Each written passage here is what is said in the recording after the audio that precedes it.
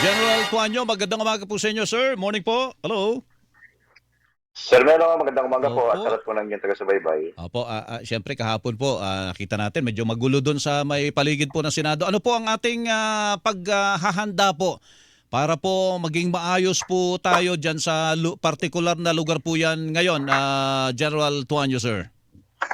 Yes, Sir Melo, mapansin po natin kahapon na bago mag-alas 6, mga 5:45, nagsimula po na magkaroon magdagsa ng tao. Mhm. Kaya agad naman po intusan ni GPNP na General Tapia, yung ating pong NCRPO Director, at siya yung District Director ng Southern Police District. Opo. Kaya naglatag po tayo kaagad ng mga CDM contingent, just in case lang po, na para po ma-manage natin yung crowd control. Mhm. At the same time, yung traffic para hindi naman maapektuhan yung mga kababayan natin na wala namang kinalaman doon sa mga pagtitip na yun.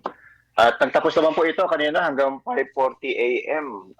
Ang situation report natin, Sir Medo, ay peaceful naman po at mapayapa. At wala naman pong anumang untoward incident na nangyari. Opo, kasi isa sa inaasahan dyan yung pagbabalik ng mga aaresto kay Senador Bato de la Rosa. Sa mga puntong ganun po, General, doon dumadami yung tao, yung mga taga-suporta eh. So, gaano karami po at hanggang saan lang kayo pwede? Kasi yung bandang loob yata, jurisdiction na ng Office of Senate Sergeant at Arms po yun eh. General Tuanyo? Tama, Sir Melo, na nabasa naman natin sa mga report na nagbigay Opo. na ng Senate Protection Order Mhm. ang Senado kay Senator Bato. Ang sa atin lang naman po sa Philippine National Police na bahagi naman po ay maintenance ng peace and order doon po sa area ng sinasabi natin ng Senado. Opo. So hanggang gate lang po. Doon sa loob po, hindi po pupunta ang ating mga pulis po doon, General.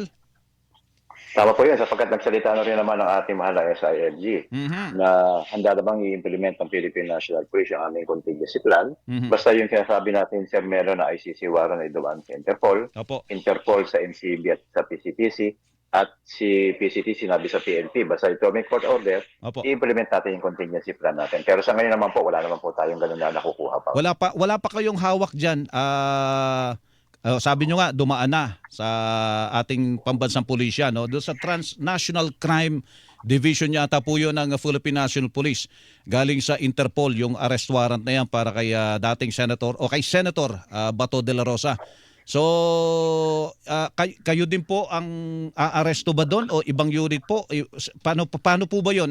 O ang talagang pakay nyo lang doon ay mag-maintain ng peace and order sa paligid? General Tuanyo, sir. Ang mga pulis doon at Opo, papadala kasi po doon. Oho. yes, sir, meron kasi malinaw naman na yung ICC warrant, dapat mo i-demand muna sa Interpol. Opo. And then sa Interpol, padadaanin po sa NCB tsaka sa PCTC. Oho. Tapos si PCTC naman po, Oho. may 4 po kasi agency na naka-attach sa kanya. Yung pong DOJ, yung NBI, yung CIDJ/PNP, at Oho. saka yung immigration po. Maaari po, doon sa 4 na agency, yung 2 po ang mag-implement ng ICC warrant, yung NBI o yung PNP. Basta po ito may court order. Pero sa ngayon po, sinasabi po namin, hindi po namin ma-confirm o ma-deny kasi po wala pa po hawak ang Philippine National Police na coordination galing sa PCTC na Oho. may court order Oho. para i-implement ang warrant. Wala So pa. ngayon, Sir Melo, limited ang Philippine National Police na mag-provide ng security sa Mhm. maintenance ng peace and order doon po sa area sa Senado. Opo. Kahit kahapon, sir, di nyo alam, ano? Ang may hawak lang, ang nakakaalam lang si dating Senator Trillanes nandun na sa Senado po kahapon, General. Magkaganon naman, Sir Melo, sinasabi nga po, kinakailangan po kasi dumaan sa Tama po. lokal na korte, yung pong ICC warrant po para kumpirmahin at i-approve po yung implementation ng ICC warrant. Opo. Ano po ang tagubilin na sa mga tauhan po ng Philippine National Police sa inaasahang pagpunta po dyan ng mga tao, mga taga-suporta ni Senator De La Rosa, sir? Sabi po ni GPNP sa ating pong regional director ng NCR na panatilihin yung peace and order at siguraduhin na wala masasaktan sa mga kababayan natin na nagpupunta at papalabas ng hinaing nila. At natutuwa naman po ang Philippine National Police sapagkat natapos po yung activity hanggang halos mag-aalas 6 kanina umaga na wala naman po ang untoward incident. Ito po ay mananatili, mag-iiwan tayo ng mga stay behind force ng mga taga-Southern Police District para ipagpatuloy po yung pagbibigay seguridad sa area po. Opo, sige po. General Tuanyo, salamat po. At yun lang po ang aming inalam sa pagkakataong ito. Magandang umaga po sa inyo dyan sa PNP. Maraming salamat, Sir Melo. Mabuhay po kayo. Opo, si Police Brigadier General Randolph Tuanyo, spokesperson ng Philippine National Police.